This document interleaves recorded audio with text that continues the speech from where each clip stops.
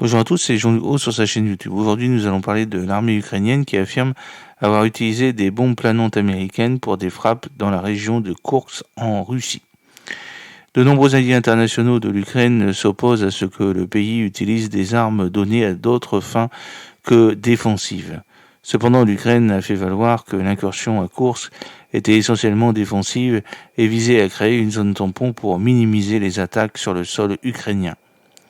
L'armée ukrainienne affirme avoir utilisé des bombes planantes américaines de haute précision pour les frappes dans la région russe de Koursk et avoir repris une partie du territoire de la région de Kharkiv à l'est de l'Ukraine qui était sous le coup d'une offensive russe depuis le printemps. Le commandant de l'armée de l'air ukrainienne, le lieutenant-général Mykola Oleshchuk, a publié jeudi soir une vidéo montrant une base de peloton russe touchée à Koursk, où les forces ukrainiennes ont lancé une incursion transfrontalière surprise le 6 août. Il a déclaré que l'attaque avec des bombes GBU-39 fournies par les États-Unis a entraîné des pertes russes et la destruction de matériel. La vidéo montre de multiples explosions et des panaches de fumée s'élevant sur le site. De nombreux alliés internationaux de l'Ukraine s'opposent à ce que le pays utilise des armes données à d'autres fins que défensives. Cependant, l'Ukraine a fait valoir que l'incursion à Koursk était essentiellement défensive et visait à créer une zone tampon pour minimiser les attaques sur le sol ukrainien. La photo satellite que je vous montre dans la vidéo de Planet Labs PBC montre un incendie dans un dépôt de pétrolier précédemment touché par une attaque de drones ukrainiens près de Proletarsk le 19 août 2024. Les responsables américains ont toutefois déclaré que Washington soutenait l'utilisation par l'Ukraine d'armes à courte portée telles que les bombes planantes dans les attaques à travers la frontière. Jusqu'à présent, les États-Unis n'ont limité l'utilisation des missiles ATACMS à longue portée que pour des frappes en profondeur en Russie.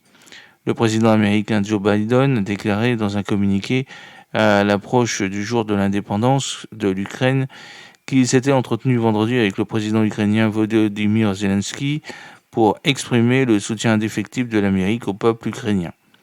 Biden a également annoncé un nouveau programme d'aide militaire de 125 millions de dollars, c'est-à-dire 111 millions d'euros pour l'Ukraine, comprenant des missiles de défense aérienne, des équipements anti-drones, des missiles anti-blindés et des systèmes de roquettes mobiles.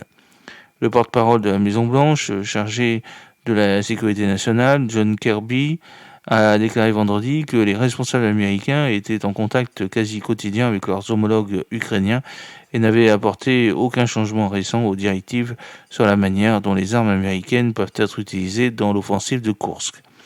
Ils sont autorisés à utiliser du matériel fourni par les États-Unis pour se défendre contre l'agression russe et comme vous le savez, le président leur a permis d'utiliser des munitions américaines de l'autre côté de la frontière pour faire face à des menaces imminentes, a déclaré M.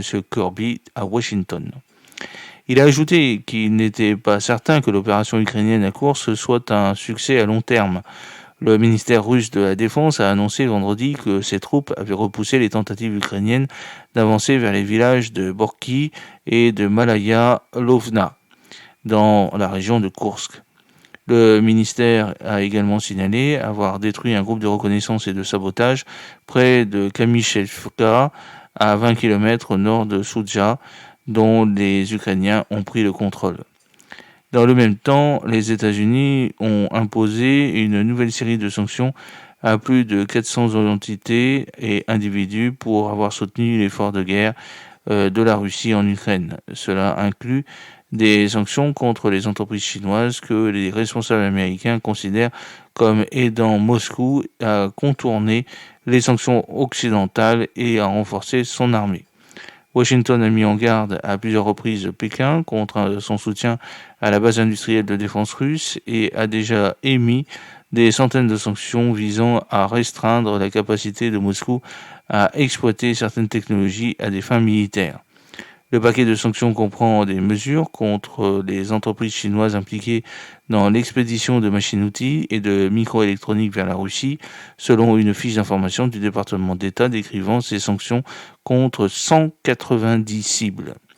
J'espère que cette petite vidéo vous a plu. N'oubliez pas de cliquer sur le pouce pour la promouvoir, de vous abonner si ce n'est pas encore fait et de partager cette vidéo sur vos réseaux sociaux. À très bientôt, fidèlement, Jean-Luc O.